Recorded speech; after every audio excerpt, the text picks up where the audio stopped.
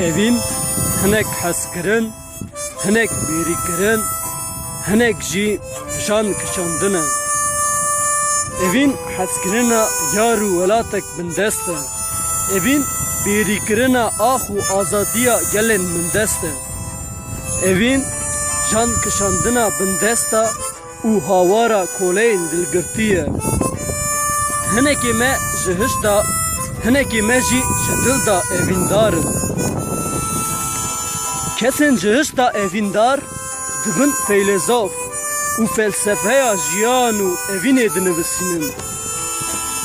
Kesên ji dil da evîndar jî dibin helbestvan û helbestên evîn û şoreş û azadiyê dinivîsînin.